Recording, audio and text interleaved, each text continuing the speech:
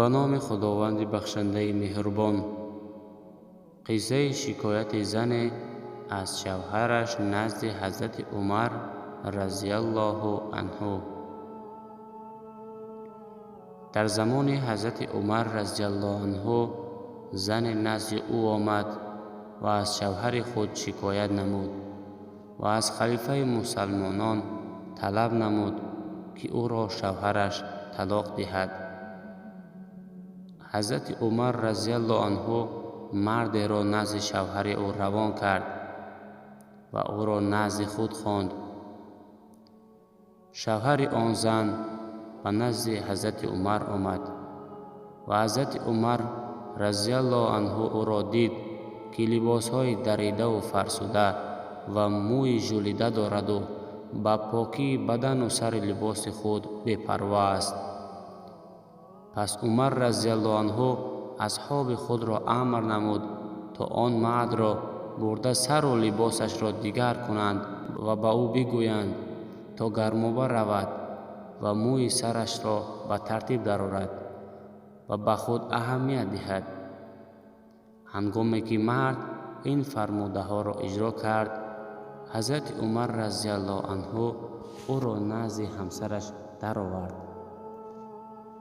زمانی که این مرد نزد همسرش وارد شد، در لحظه اول همسرش او را نشناخت و از او حیا نمود. مرد گفت: من شوهر تو هستم، آیا مرا نمیشناسی؟ چون زن با دقت نظر کرد، شوهرش را شناخت و خوشنود شد.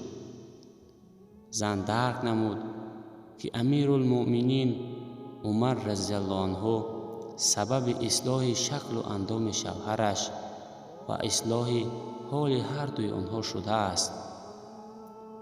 حضرت عمر رضی الله عنه در آن هنگام فرمود: سوگند به خدا جل جلاله، همان زنها دوست دارند که شما مردها برایشان خود را زینت دهید، همچنان که شما می‌خواهید آنها برایتان خود را زینت دهند.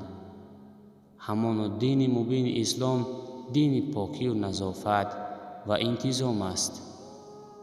ما و شما مردان و زنان را به اهمیت دادن و پاکی و نظافت و هیئت زیبا امر می‌کند. پیامبر گرامی صلی الله علیه و سلم می‌فرماید: شخصی که دارای موی دراز باشد، پس باید آن را نگهوبی نماید، یعنی به پاکی و تازگی آن اهمیت دهد، آن را شانه زند.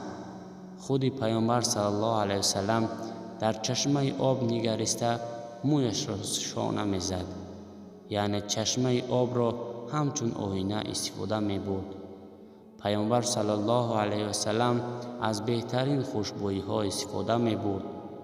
او صلی الله علیه و سلم به یاران خود می‌فرمود که به کسی که از آنها خوشبویی پیشنهاد کرده شود، نباید آن را رد نماید.